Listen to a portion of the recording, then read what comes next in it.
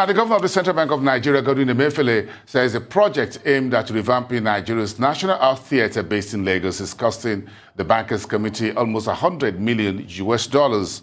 Emefiele said this at the Arise Fashion 2021 program, which was organized by Arise News during the Dubai UAE Expo 2020 event in Dubai last Friday. The creative industry is a very, very important and large industry in Nigeria today, with revenue today standing at close to about $4.5 billion annually. And let me mention and thank the President for giving the Bankers Committee the opportunity to completely revamp the National Art Theatre. That project is costing the Bankers Committee almost $100 million to resuscitate and revamp the National Arts Theatre. Okay, let's chat to this particular story. Favour Ogunniranye, she's an analyst with financial derivatives company, and she joins me now live right in our Lagos studios for this conversation. Thank you so much for giving us some analyst preview. How's the week been? Fine. Interesting. I know you, for those of you who are Generation Z, you love entertainment, the creative industry, the music, the movies, the whole works, the whole red carpet, whatever it is. So when we talk about the creative industry, and which is worth about $4.5 billion according to the central bank governor, so putting additional $100 billion, I'm sure it's not so much. So what is the impact that you think the revitalization of the National Arts and Theatre will have in terms of economic employment and income for Nigeria? Thank you very much for having me. The Nigerian creative sector is a huge one to talk about, and just like you said, it cuts across, different sub-areas such as fashion, music, and, these areas are now gaining global recognition. And then the arts subdivision of this industry is also a hub for Nigeria to, export and also promote culture and the history of the country. And, the economic relevance of this is the transaction volumes that come from purchasing tickets, that also come from purchasing art pieces and, merchandise for these art shows.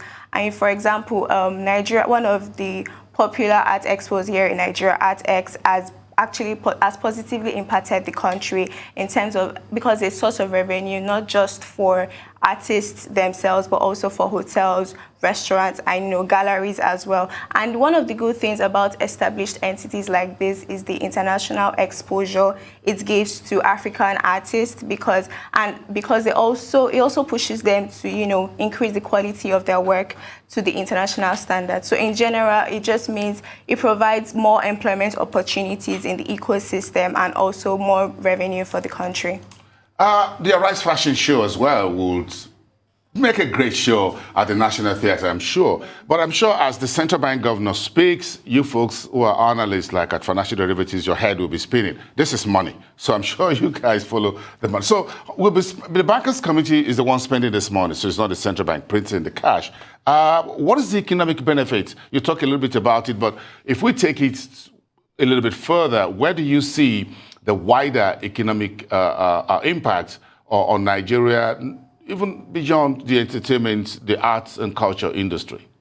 If you look at the National Arts Theatre, it was historically known to be, the location for performing arts, but in recent years that has not been the case because of the poor maintenance of the facilities. And and we can say that this National Arts Theatre has actually played a role to develop the creative industry, but because of this poor maintenance, a lot of people have sought private centers to host events. And I'm talking about Terra Culture, Museum Center, and hosting events at these places comes at a premium. And looking at it from a cost-effective approach is really not good. It's not an approach for upcoming artists. So reviving the National Arts Theatre, not just as a destination tourism spot in Lagos, but also as a way to grow the career of upcoming artists. And then if you look at the digital trend in this art space, the Bankers Committee mentioned that this $100 million will be used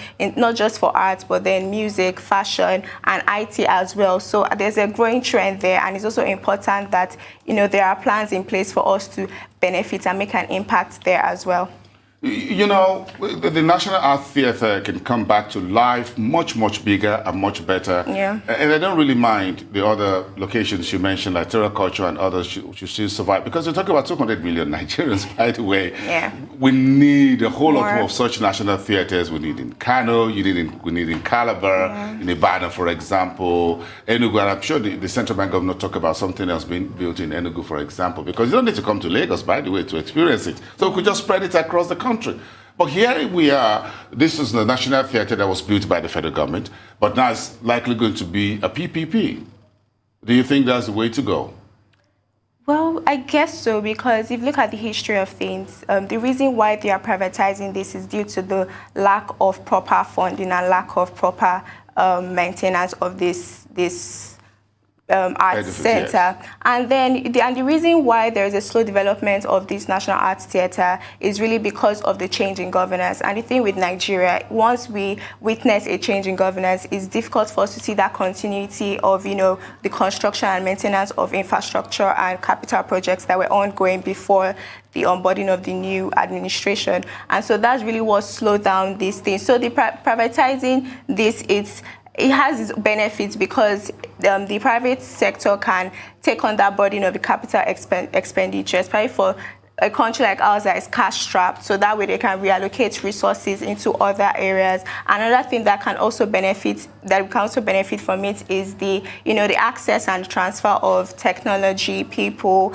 and resources between these parties. But then there are also certain challenges as well, talking about stakeholder engagement. So if you look at the Lekki toll gate, which is also a public-private partnership, the second one stopped operations because there was that lack of cooperation with the host communities, and that's because there was, lack of proper stakeholder engagement. So those are things that you need to look at, and also the uncertainty of policy making. Because initially, when this privatization commenced, it was a company called, I think, Jeter's Trust that actually won the bid.